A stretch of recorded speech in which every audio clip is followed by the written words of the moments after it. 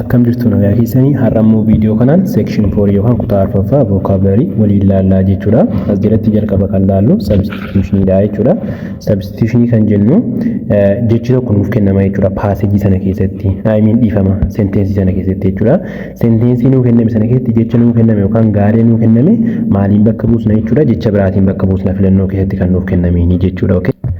Instruction for question 69 to 74, each sentence has an underlined word or phrase followed by alternative A to D. Okay, A to D and kan qabanu that filano kan qabanu jiruudha.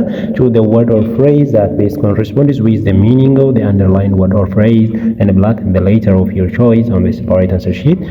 Provide gaafin jalqaba akkas jedha. They kept trying hard to bring him to the position. Position sanatti isa fiduudhaafi trying hard gochaa turanii baay'ee irratti hojjechaa turanii jechuudha. Of chairmanship yookaan immoo dura buutota gochuudhaaf. Unfortunately, however, members choose the man it's so much unexpected. Haa ta'u malee nama biraa filate jechuudha. Member yookaan miseensi bakka hojii sanaa jechuudha. Nama biraa haala miti tilmaamamne jechuudha. Nama biraa filate jechuudha. Kanaafuu as keessatti dhimma kana hunda hiikuu miti jechaan keenya trying hard jechuudha. Achitti fiduudhaaf trying hard gochaa turani. Trying hard kuni manipulate ta'uu danda'amu, propagating jedhamu, working jedhamu, struggling jedhamu.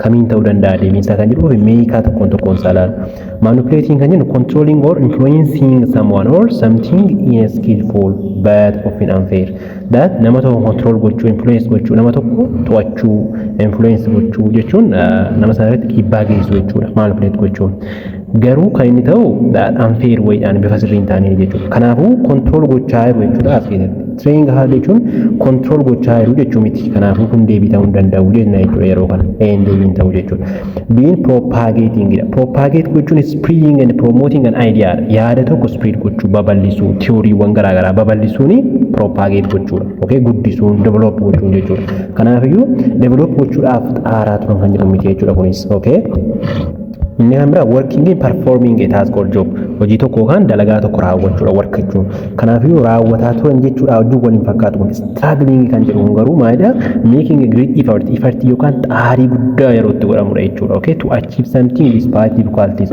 ulfaataa turan ta'ellee that baay'ee yeroo xaariin godhamu struggling jenna jechuudha kanaafuu struggle gochaa turanii xaaraa turanii laffaa turan jechuudha maal gochuudhaa fi namicha sana gara position sanaatti fiduudhaaf jechuudha trying hard means struggling gochaa turan jechuudha kanaafuu deebiinsaa gaafiin itti aanu akkas jedha the troop opened troop yookaan waraanni jechuudha open godhe ni banan jechuudha yookaan ni jalqaban akka jechuudha open jedhans kanaafuu open ditti kanadha jechuudha kan amma bakka bu'u jechuudha an attack on the enemy irratti yookaan diina irratti jechuudha in a bid to capture the garrison I know it is not going to take long yeroo dheeraa fudhatu jechuudha kanaafuu directly kana wal qabata jechuudha okay kan nuyi barbaadaa jirru kanaaf filannoon keenya dropped designed launched realized dha kana beekuudhaaf maal gochuu qabna that hiikaasaa kana beekuu qabna jechuudha hiikaasaa kana beekuudhaaf jechoota akkasii maal goona haaraa nuti ta'uu danda'a kan naan jettan yoo ta'e TP jechoota akkasii xumura irratti akkamittiin akka argachuu qabdanu suma dhugaati formula baay'ee gaariidha xumura viidiyoo kana irratti isinitti hima amma xumuraatti na waliin tura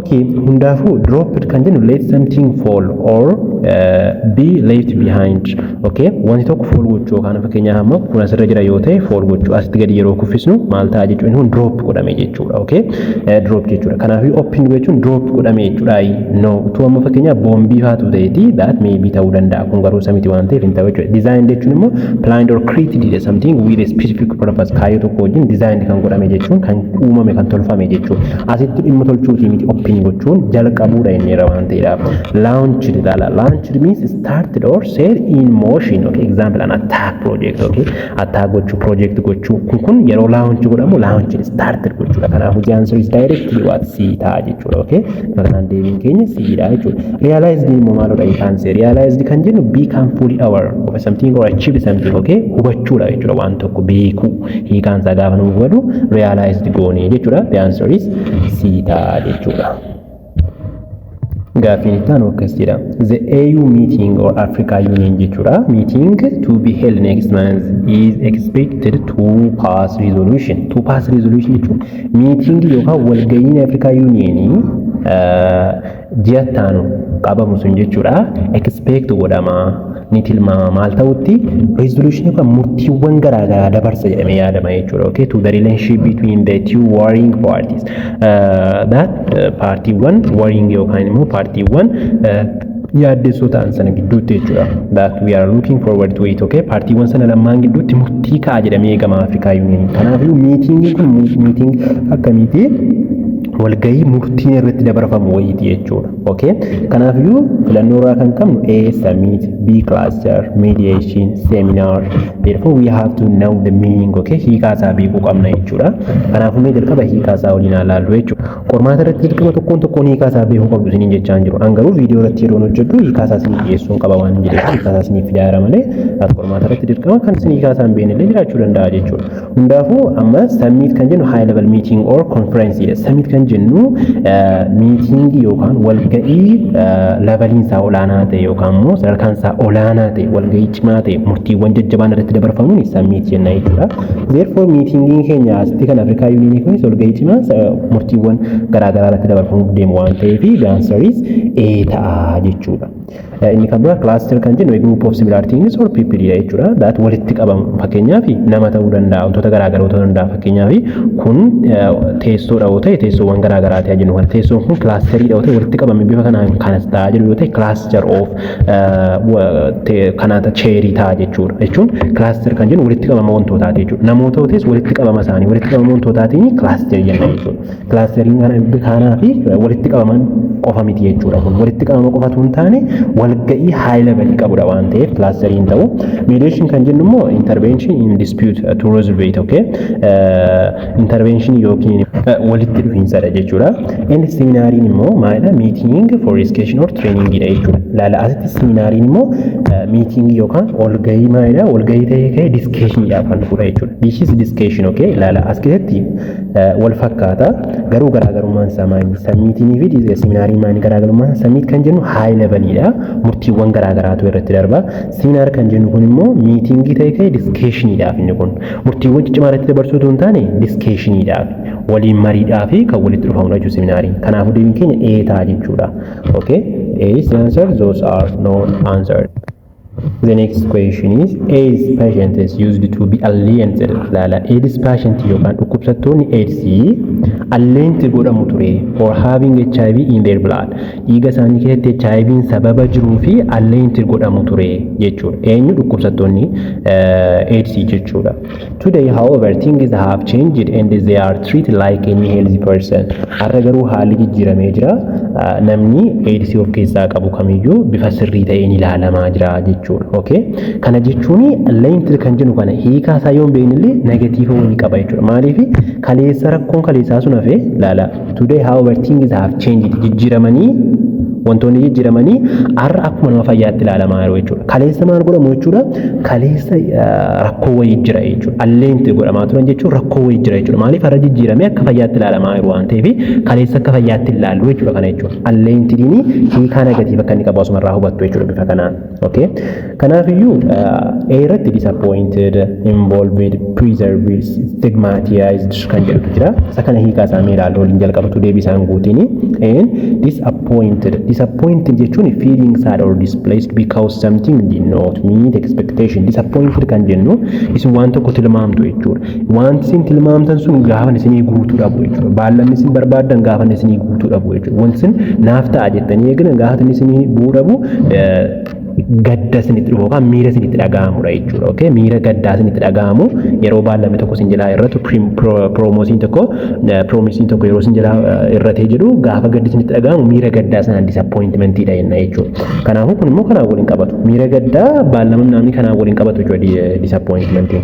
Okay, involved kan jedhu immoo include or participating in something. Involved jechuun kan hirmaate jechuudha, kan hirmaachise akka jechuudha. Kanaafuu kanas of keessatti hin qabu jechuudha. Kaleessa hirmaachisaa turanii kana wajjin waliin qabatu jechuudha. Preserved kan jennu maintain or kept in its original state ya. Maintain tursiifamuu jechuudha preserved yeroo jennu. Kanaafuu akkuma kaleessaatti tursiifaman jechuus miti jechuudha. Stigmatized jechuun garuu stigmatized jedhifama. Stigmatized kan jennu treated as socially unacceptable or disgraceful. stigmatized kan jennu socially namni suni gaafanni bifa sirrii ta'een fudhatamuu hafu jechuudha. Unacceptably baqa fudhatama kan dhabe ta'ee ilaalamu jechuudha. Or disgraceful jechuun bifa shameful akka jechuuti jechuudha. Bifa xinneessuutiin nama sana jechuudha.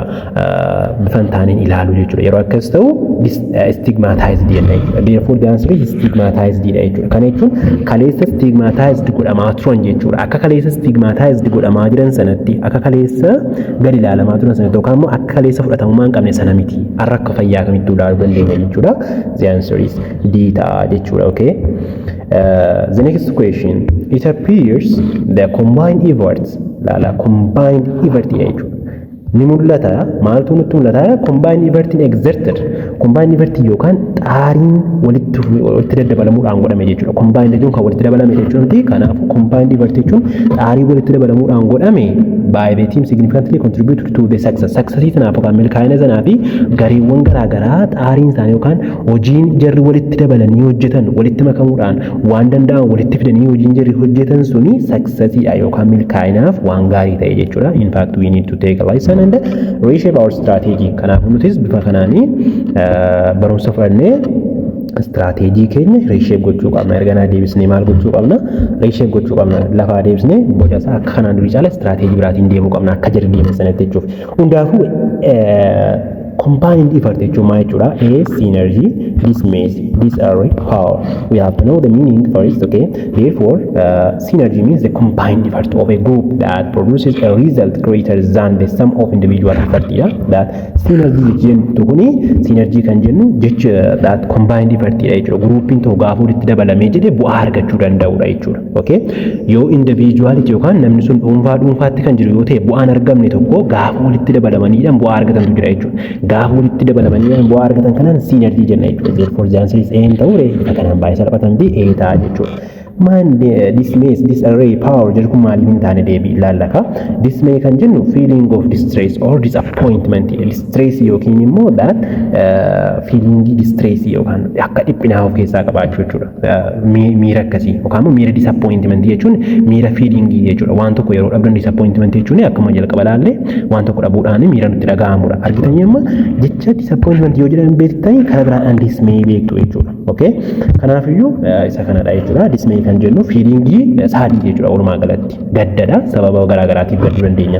Disarray kan jennu immoo state of disorder confusionidha. Disorder ta'u that means tartiiba dhabuu wanti tokko jechuudha. Gaafa miss ta'u jechuudha. Gaafa bifan taaneen kaa'amu jechuudha disarray. Power kan jennu ability to do something dha waan tokko gochuu danda'udha poweriin. Inni kun poweriin fi synergy waliif sakkaachuu danda'a. Garuu asitti ansari synergy dha. Maaliif synergy directly kan isaa combine effort of a group dha waan ta'eef jechuudha. Okay, the next question is unless viable solutions are solved for our development problems. Development problem yookaan rakkoo guddina keenya kanaatii fi viable solution yookaan solution viable ta'e tokko yoo jiraate malee the people will keep suffering under poverty. Namoonni kan keenya uummanni keenya poverty jedhaan yookaan hiyyummaadhaan miidhamuun isaa waan hin oollidha jedha. Kanaafiyyuu viable solution jiraachuu qaba. Kanaafuu viable solution viable kan jettu kun maal jechuudha? Kan jettudha jechuudha kan nu ilaallu filannoo keessatti. A promotable, sustainable, sensible, productive kan ta'e. Okay, kanaafuu promotable kan jennu capable of being promoted or advanced. Promote godhamuu kan danda'u, kan advanced godhamuu danda'u, ol kaa'amuu guddifamuu kan danda'u yoo jiraate jechuudha. That kanaafuu asitti hiikaan isaa baay'ee wal fakkaata. Asitti kan based ta'e kan keessaa caalaa ta'e kan filannu.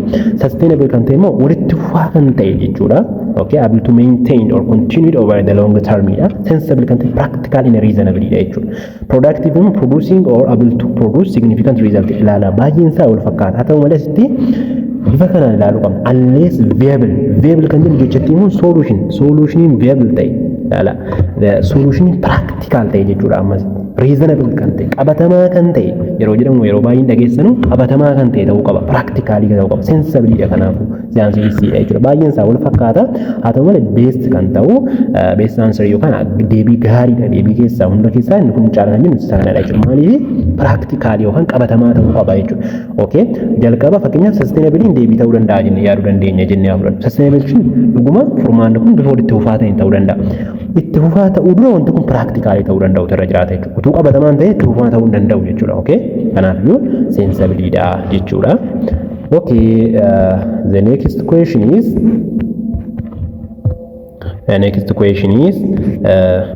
gaaffii biraa paartii biraadha. Analogiidha jechuudha. Kanatti aansine kan ilaallu analogiidha. Analogii jechuun wal fakkaataa bifa ta'een deebisuudha jechuudha. Kan attitude irraatiin wal fakkaata. Attitude namoonni viidiyoo kan qollaalle daataa asirratti chaanee kanarratti viidiyoon barnoota baay'ee hojjetamee jira. Attitude seentanii ilaaluu dandeessu. Gaaffii qofatu hin taane bifa akkamittiin kan hojjenna kan jedhu extreme irraa kan hojjetamee jira jechuudha. Okay. Hundaafuu analogiidha ammasitti. Instruction for 76 to 75 to 76 two pairs of words are given. Pair of wording kennaman yookaan jechoonni lama nuuf kennamu jechuudha. Cimdiin jechuudha. Pair kan jennu cimdiidha. Look at relationship between the two words in each pair and to the word which has similar relationship with the given next to each pair and the black and kana nuun jedha jechuudha. Hundaafuu clean dirty yoo ta'e controlled yoo ta'e maalidha? Laala as keessatti analogy yeroo deebistanu ingilifa keessattis ta'u ingilifa keessatti amma bifa baay'ee namatti toluun jira kitaaba irratti jechuudha. Kanaan dura kaalkulamii old kaalkulamiitti hin jiru saammaa irratti analogiin sirriitti barsiifama jechuudha. Kutaa 12ffaa irratti sirriitti barsiifama analogiin isa kanaan durii caalaa old kaalkulamii caalaa sirriitti ni jiraata jechuudha. As keessatti garuu bifa kamiin deebisnaadha? Amma fakkeenyaaf clean fi dirty hariiroo jechoota kana gidduu jiru ilaallaa yeroo analogiin. Okay? Jechoota kana gidduu hariiroo akkamiitu jira? Fakkeenyaaf clean jechuun maali? Clean jechuun qulqulluudha jenna. Dirty immoo qulqulluu kan hin taanedha jechuudha. Jecha barbaadan fayyadama qulqulluu kan hin taanedha. Kanaafuu qulqulluu kan hin taane gidduu hariiroo akkamiitu jira? Opposite jechuudha jarri kun yookaan immoo waliif faallaadha jechuudha. Okay? Erga jarri jechuun immoo kennaman kun faallaa ta'anii fi jechi taanus maal jechuudha? Faallaa ta'uu qaba jechuudha analogiin. Hariiroon kun wal fakkaachuu qaba jechuudha. Kanaafuu asitti controlled ta'ee jennaan uncontrolled jechuudha karaa biraadhaan asii. Kanaafiyyuu jecha uncontrolled jedhu wajjin wal fakkaatu as keessa barbaadannaa jechuudha. Filannoo keenya keessa jechuudha. Kanaafuu eeratti extended jedha.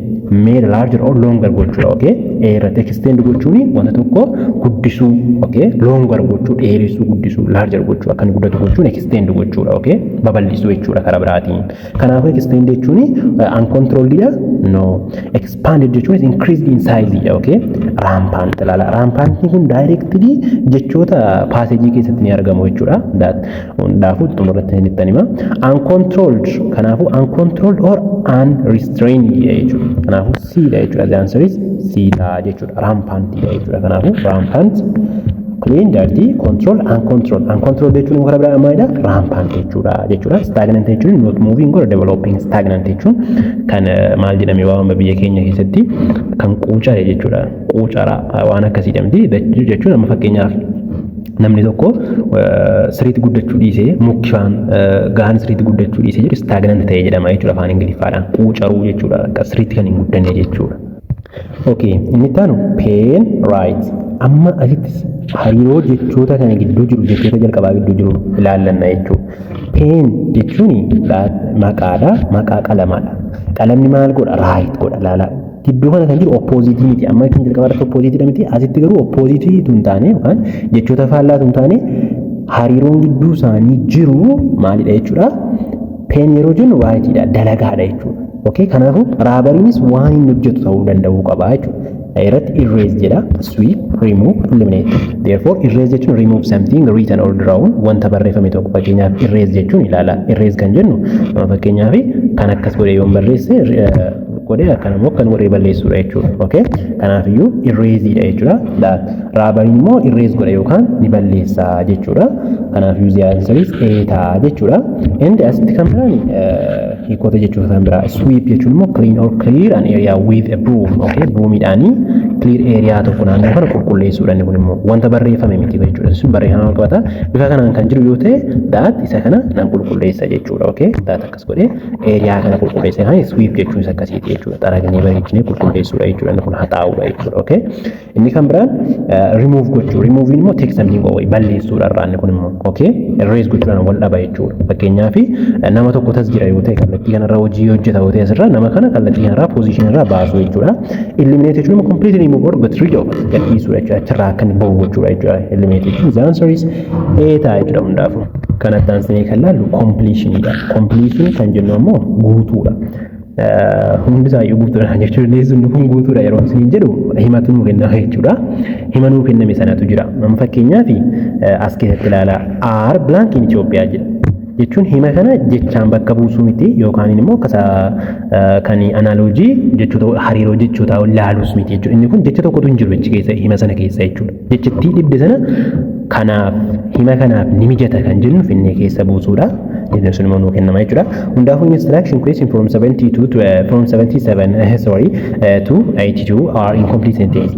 Sentence nuu kenname sun incomplete yookaan guutuu miti jechuudha. There are four alternative words or phrases A to be given below each question. Okay, choose the word or phrase that best completed the sentence in the block and the letter of your choice on the separate answer sheet provided.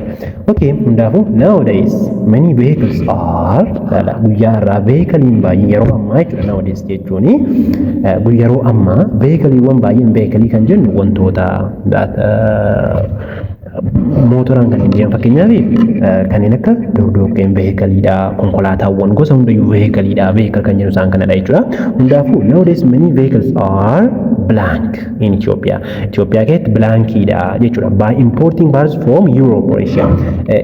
Paartii isaan qabanu vehicle-iwwan kana paartii isaanii fakkeenyaaf gommaasaa qobaatti fiduudha. Paartii isaa yeroo jennu gommaasa ta'uu danda'a, asiin immoo marii ta'uu danda'a jechuudha. Paartiiwwan garaagaraatu jira jechuudha. Paartiiwwan kana hunda qofaatti finna jechuudha. Eessarraa Yuuroop irraa Eeshiyaarraa qobaatti finnee Itoophiyaa keessa galchina jechuudha. Erga Itoophiyaa keessa galchine bilaank goona jechuudha. See kanadha okay. Partii sana finne bilaank goona jechuudha. However, prices of cars are still soaring from time to time. Okay, haa ta'u malee from time to time sorgochaa ol ka'aa jira gatiin vehicle-iwwan kana yookaan immoo gatiin konkolaataawwanii jechuudha. Hundaafuu maal godhama jechuudha. Vehicles are blank in Ethiopia. Paartiiwwan kun fidamanii kan Itoophiyaa keessatti bilaank godhamu jechuudha. Okay, Itoophiyaa keessatti maal godhamu bilaank godhamu. Itoophiyaa keessatti purchase godhamu, Itoophiyaa keessatti bitamu, purchase din bituudha waan ta'eef ilaalaa jalqabameef hiikaa isaa ilaalu. Purchase kan baawutii jechuudha. Baawutiin hiikaan isaa kun baay'ee jechuudha kan fedha. Baay'eedha. Past participle isaa immoo baawutii ta'a jechuudha. Okay, bifa kanaan yeroo ilaalu. Hundaafuu purchase jechuun bituudha. Assemble jechuun immoo put together parts to make a whole. Okay, paartii fakkeenyaaf wanta qofaa jiru tokko walitti qabnee gaafa guddaa goonu jechuudha. Fakkeenyaaf konkolaataan paartii konkolaataa walitti finnee konkolaataa guddaa gaafa goonu assemble gochuu. Prepared kan immoo made ready for use dhaan itti fayyadamuudhaaf qophii gochuu jechuudha. Qopheessuu jechuudha. Organize gochuu immoo arrange systematically arrange gochuu tartiibessuudha. Organize kanaaf jaansaris assemble jechuudha. Paartiiwwan sun erga Itoophiyaatti fidamanii booda assemble godhamu jechuudha. Yookaan immoo that maal godhamu jechuudha. Put together parts to make what a whole gochuudha. That bifa kanaan kaa'amu jechuudha. Okay, the next question is we tolerate no blank of any kind on our premise. Tolerate gochuu hin dandeenyu, obsuu hin dandeenyu, any kind of premise kamiiniyyuu maal gochuu hin dandeenyu, that obsuu hin dandeenyu jedha. Everybody is treated equally as human being. Kanaafuu namni kamiyyuu akka human being'itti yookaan akka dhala namaatti namni kamiyyuu ilaalamuu qaba jedha jechuudha. Kanaafiyyuu maal gochuu hin dandeenyu, obsuu hin dandeenyu jechuudha. Maal bakka duwwaa obsuu hin dandeenyu. Okay, kanaafiyyuu condemnation damo, discrimination damo, nepotism damo, entertainment isa kamidha kan nu obsuu dadhabne kun kan jedhu ilaaluu qabna jechuudha. Therefore we have to know the meaning. Okay, condemnation kan jennu strong disapproval dha jechuudha. Disapprove gochuu yookiin immoo mirkaneessuu dhabuu, fudhachuu dhabuu hin barbaannu jechuu miti. Discrimination ilaala unfair treatment dha. Discrimination loogii ta'e afaan Oromootti jechuudha. Kanaafuu unfair treatment ilaalcha sirrii hin taane based on race, sababa sanyiitiif yookaan sababa gosaatiif, sababa saalaatiif dhiira yookaan dubara jechuudhaan sababa hin taane ilaaluun kun sirrii bifa sirrii hin taane ilaaluun discrimination ta'e. Kanaafuu discrimination kana hin barbaannu. The answer is B ta'a jechuudha. Nepotism kan jennu relaatiivii sababa ta'eef yookaan immoo fakkeenyaaf dhaabbata tokko keessatti hojii dhaabdurgomuu deemtu gaafa hojii dhaabdurgomuu deemtanu nama lama taatanii deemtu jennee fudhannu. Nama lama taatanii gaafa deemtanii jettanu mucaan isin bira jiru dhaabbata sana keessa nama hojjetu wajjin firadha. Kanaafiyyuu isin dandeettiituma qabdanu sababa mucaan sun fira ta'ee fi mucaan sun fudhatama jechuudha. This is nepotism kan jennu akkasiiti jechuudha. Entertainment immoo activity designed to amuse or interest. Okay, entertainment kan jedhu wantoota gammachiisuudhaaf, kolfisiisuudhaaf kana gochuudhaaf kan godhamudha. The answer is discrimination jechuudha walumaa galatti. The next question is the noise made by a group of revolting students barattoota revolt gochaa jiranuni noising godhame yookaan hoci barattoota kanaan godhame blank out of discussion and we had blank out of discussion our discussion ifama our discussion kan yookaan marii kan keenya blank godhe jechuudha noising barattoonni gochaa jiran kun waci barattoonni gochaa jiran maal godhe nuyin discussion kan keenya and we had to call the police okay discussion keenya bakka duwwaa waan godheefi lala bakka duwwaa waan inni discussion keenya godheefi poolisiitti bilbiluun dirqama nuti ta'e kanaafuu discussion keenya maal godhe jechuudha discussion keenya jeeqee hojii rakkoo qabaare okay miin laala hundaafu okay stifled block disrupt that okay stifled kan jennu suppressed or prevented suppressed kan jedhu jechuun hin dhaabe jechuudha stifled jechuun kun hin dhaabe suppressed godhe jechuun hin dhaabe jechuudha and the other way prevent yookaan nu ittise jechuudha jechuun discussion keenya ittise jechuu miti kanaafiyyuu blocked godhe jechuun immoo obstruct or stopped nu dhaabe jechuudha that stifled jechuun wal fakkaata blocked kuni asti jechuudha kana walitti fiduudha yaalaa sammuu keessan keessatti jechuudha unconscious iyyuu hin qabattu gaafa akkasitiin ilaalaa deemtanu inni kamraa disrupt nu godhe jechuudha interrupt in the cause disorder nu godhe kanaafuu disrupt jechuun interrupt godhe nu jeeqe jechuudha nu gidduu gale nu mara isaa sagaleen jedhamu nu gidduu gala kana jechuun nu jeeqe jechuudha interrupt gochuun kanaafuu nu jeeqe jechuudha sii ta'a jechuudha the answer is endangered nu godhe miti endangered someone or something at risk keessa nu buuse balaa keessa nu buuse jechuu miti kuni the answer is sii ta'a jechuudha. The next question is the government should take measures on companies that blank children under 80 by allowing their employment with them. Such practice is globally unacceptable. Kanafu mootummaani kaampaaniiwwan irratti waan tokko gochuu qaba jechuun isaanii to'achuu qaba yookaan immoo that measures isaanii irratti fudhachuu qaba yeroo jennu control irratti fudhachuu qaba yookaan adabbii wayii isaan adabuu qaba jechuudha. Okay, on that company won work committee blank children under 18 okay lala but children you can ijoolleewwan yookaan daa'imman waggaa 18 gadi irratti bakka duwwaa kaampaaniiwwan godhanu maal gochuu qaba isaan kana irratti tarkaanfii fudhachuu qaba mootummaani jedha with them okay such practice is that gochaawwan akkasii kuni gochaawwan kaampaaniin kun gochaa jiru kun unacceptable jechuudha akka addunyaa tokko kan fudhataman qabu jechuudha exploit jedhamu tokko godhuudha absorb dha entertain dha sympathize dha that will be the answer we have to know with the meaning okay look at exploit take advantage of someone unfairly advantage yookaan faayidaa nam tokko irraa bifa sirrii hin taane fudhachuun maal jechuudha exploit jechuudha therefore faayidaa nam tokko laalaasti kanaaf sirriitti match godha jechuudha hiikaansaa kanaaf the answer is exploit jechuudha maaliifidha take advantage of someone unfairly barattoota dhiifama daa'imman waggaan isaanii 18 gadi ta'e irraa kaampaaniiwwan hojjechiisee faayidaa isaan irraa fudhachaa jiru kana isaan irratti daa'imman kana irratti hojjechaa jiru kana daa'imman kana bifa unfair ta'een isaanii hojjechiifataa jiru sana dandeettii isaaniitiin alatti hojjechiifataa jiru irratti mootummaan tarkaanfii fudhachuu qaba jechuudha kanaaf ta'uu qabu kun immoo exploit gochuu the answer is A dha jechuudha absorb maaliif hin taane take in incorporate dha hin ta'u jechuudha entertain jechuun provide amusement or enjoyment enjoyment namoota dhiyeessaa jiran ofiyyuu entertain irratti gochuu qaba daa'immaniif no okay sympathize feel or express pity for someone okay sympathize jechuun gara laafummaa nam tokko gara laafu jechuudha okay nama ijoollee waggaa 18 kaampaasiiwwan gara laafan of mootummaa irratti tarkaanfii fudhachuu qaba no isaan sana badhaasuu qaba malee jajjabeessuu qaba malee kanaaf iyyuu the answer is exploit A ta'a jechuudha. The next question my friends are blank all over the country lala hiriyoonni kan koo biyyattiirra bakka duwwaa ta'aniiru and I don't have a problem wherever I go bakka barbaade yoon deemiyyuu rakkoo maatu qabu maaliif hiriyoonni koo bakka duwwaa ta'aniiru waan ta'eef biyyattii keessatti maal ta'anii gatii jiranuudhaaf I don't know okay I have no worries okay of where to stay or where to eat waan nyaadhuuf waan tokko wanti na yaaddisu hin jiru jechuudha bakkan turuu kanaaf wanti na yaaddisu hin jiru because my friends are blank okay on the country biyattira over the country biyattira maal ta'aniiru waan ta'eef blank ta'aniiru waan ta'eef disarrayed concentrated located scattered which is the answer okay first we look at the meaning disarrayed means in the state of disorder order yeroo hin qabne jechuudha kanaaf iyyuu disorder godhaman jechuudha. No disordering. Concentrated jechuun immoo gathered in one place jechuudha. Concentrated jechuun biyyatti irratti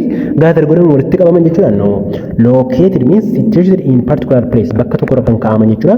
Kanaafuu spread over a wide area laala. Spread scattered jechuun spread jechuudha. Kanaafuu the answer is D ta'a jechuudha. Spread ta'anii babal'atanii jiru hunda bakka hunda jiru jechuudha. Bakka hunda gatii hiriyoonni kan koojanuuf scattered gatii isaan ta'anii fi wanti na yaaddeessu hin jiru nama biratu yookiin immoo waan hin yaaddu kun na yaaddeessu maaliif hiriyoonni kan koo bakka hunda scattered ta'anii bakka hunda bittimsamanii jiru jechuudha. The next question is maal jedha? We hardly kana jecha kana sirriitti beekaa please. Kana sirriitti naa hubadha.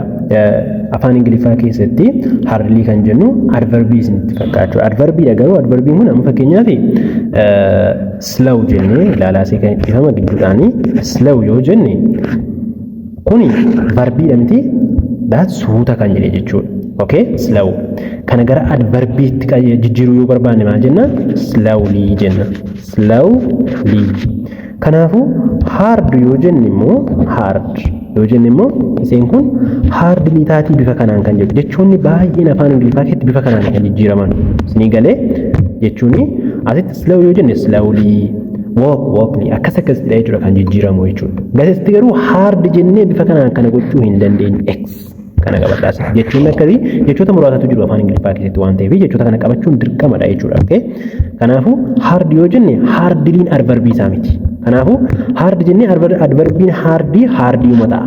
Tolee, inni kan biraan fakkeenyaaf fast yoo jenne fastly hin jennu. Fastly jechi jedhu Ingiliffa keessa hin jiru. Barbaada dhagaa hin jiru fastly jedhu. Kanaafiyyuu adverbiin maal ta'a? Fastly uma ta'a. Fast yoo jennu fastly uma jechuudha. Adverbiin isaas fastly uma ta'a jechuudha. Okay? He walk fast. Jenna malee he walk fastly hin jennu jechuudha. Fastly jedhu hin jiru waan ta'eef Ingiliffa keessa. Kanaafuu hardly garuu jira jechisaa. Hardly jechuun hardiin walitti dhufu jechuudha. Hardly fi hardin they haven't any relationship. Okay? Relationship homaayyuu hin qaban jechuudha. Kanaafuu hard gaafa hardly wajjin sammuu keessa dhufuu hin qabu jechuudha. Okay? Kanaafuu as maal jedhu hardly jechuun kun hardly kabraa qaba jechuudha.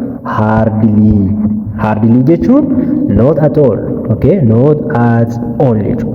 Akka waan hin jirreeti jechuudha inni kun. Kanaafuu we hardly have any blank course in our curriculum. Curriculum keenya keessatti maaltu hin qabnu jechuudha. Hardly jechuun not at all jechuudha. Hin jiru jechuudha. Curriculum keenya keessatti koorsii bakka duwwaa koorsii ta'e hin qabnu jechuudha. Okay, divine course hin qabnu moo speciality course hin qabnu moo secular course hin qabnu moo science course hin qabnu. Kana keessaa koorsii kamidha kan nuti hin qabne? Koorsii kamidha kan nuti hin qabne? Kana hubachuudhaaf ittaanee jiru kana dubbisna jechuudha. This collegein kun after all trains spiritual leaders to be assigned to be different regions of the country. Okay? Hin qabnu kanaafuu maal gochuu qaba? Collegein kun after all hundaa walitti trains spiritual leader yookaan hooggantoota kana to be assigned to different regions of the country biyyooti garaagaraa keessatti akka hooggantoonni amantii yookaan geggeessitoonni amantii akka isaan train godhaman akka isaan leenjifaman gochuu barbaada. Kanaafiyyuu maal jechuudha?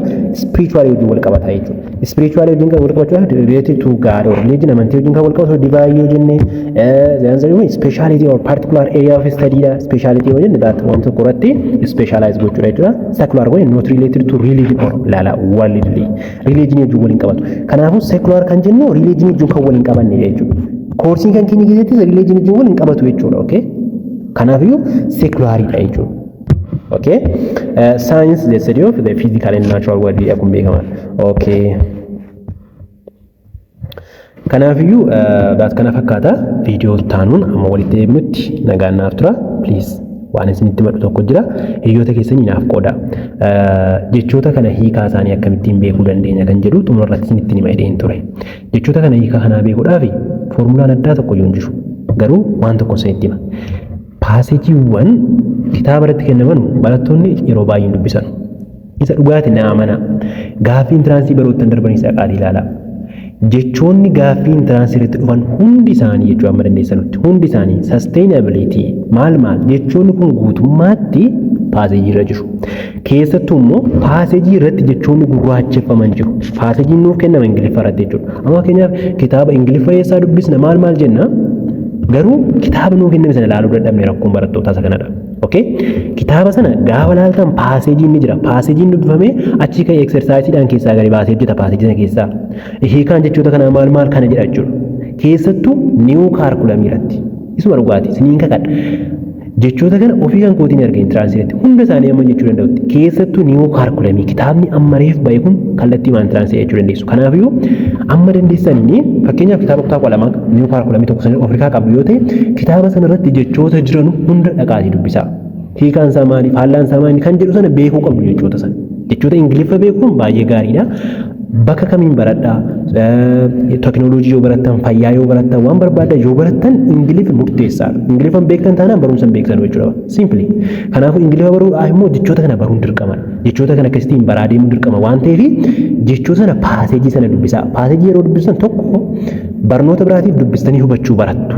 Inni lammaffaan immoo Ingiliffa barattu. Inni sadaffaan jechoota kana barattanii as keessatti gaaffii Ingiliffarraa dhuftanii deebisuu dandeessu jechuudha. Kanaafiyyuu jechoota kana bifa addaatiin waan fiduun qabuun tiraansiin jechuudha. Kallattiidhaan kitaabarraa fudhata jechuudha. Kanaafuu kallattiidhaan paaseejiiwwan kitaabarra jiran keessattuu jechoota gurraacheffamanii jiran sana please hordofaati ilaalaan siin jedha.